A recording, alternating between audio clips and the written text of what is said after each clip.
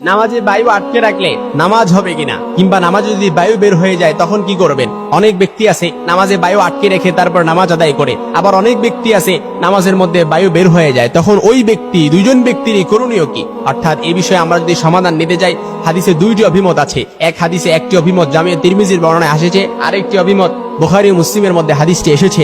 এখন আমরা যদি সমাধান নিতে চাই, নাসাইর বর্ণনায় আরেকটি হাদিস এসেছে, ওই হাদিস থেকে আমরা একেবারে সমাধান নিতে পারবো।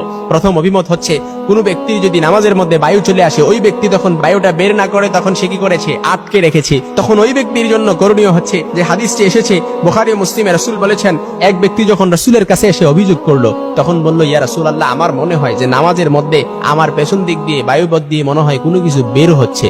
তখন রাসূল বললেন, লা ইয়ানসারিফু হাত্তা ইয়াসমা সাউতান আও ইয়াজিদা রিহান, অর্থাৎ শব্দ শোনা কিংবা গন্ধ না পাওয়া পর্যন্ত সে যেন নামাজ না ছাড়ে। এ দ্বারা বোঝা গেল, আপনার যদি নামাজে বায়ু আসে, আপনি তখন আটকে রাখতে পারবেন যতক্ষণ না পর্যন্ত বের না হয়ে যায়, শব্দ না আসে কিংবা গন্ধ না পায়, ততক্ষণ পর্যন্ত আপনি চাইলে নামাজটা কন্টিনিউ করতে পারবেন। আরেকটি হাদিসে জামিয়া তিরমিজির বর্ণনায় হাদিসটি এসেছে, রাসূল সাল্লাল্লাহু আলাইহি ওয়াসাল্লাম বলেছেন, আব্দুল্লাহ ইবনে আরকাম রাদিয়াল্লাহু তাআলা আনহু থেকে বর্ণিত, রাসূল বলেছেন, কোন ব্যক্তির যখন নামাজের মধ্যে প্রচুর পেশাব বা পায়খানার চাপ আসে, তখন তার উচিত হচ্ছে তার এই প্রয়োজনটা সেরে ফেলা। কিন্তু আমরা যদি আরেকটি হাদিসের মধ্যে দেখি, রাসূল সাল্লাল্লাহু আলাইহি সাল্লাম বলেছেন, নাসাইর বর্ণনায় হাদিস এসেছে, আলহামদুলিল্লাহিল্লাযী রাদ্দা মারাহু আলাল ওয়াসওয়াসা, সমস্ত প্রশংসা ওই আল্লাহ যিনি শয়তানের বিষয়টি কুমন্ত্রণা পর্যন্ত সীমাবদ্ধ রেখেছেন।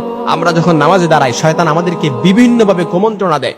আমার মনে হয় ওযু নষ্ট হয়ে গেছে, আমার মনে হয় পেছন দিক দিয়ে কোনো কিছু বের হয়ে গেছে। এইভাবে শয়তান আমাদেরকে নানাভাবে কুমন্ত্রণা দেয়, কিন্তু আমাদের উচিত হচ্ছে শয়তানের কুমন্ত্রণাকে ওইভাবে ওই জায়গায় সীমাবদ্ধ রাখা, এর বাহিরে না যেতে দেয়া।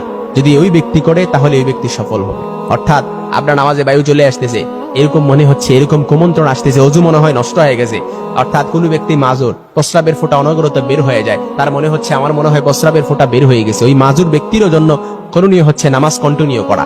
কারণ শয়তান আমাদেরকে এই ওয়াসওয়াসাটা দিচ্ছে। এই শয়তানের ক্ষতির দিকে আমরা না গিয়ে, এই শয়তানের ওয়াসওয়াসাটাকে আমরা আমলে না নিয়ে, ওই শয়তানের কুমন্ত্রণাটাকে ওই জায়গায় সীমাবদ্ধ রাখা, এটা আমাদের জন্য উচিত।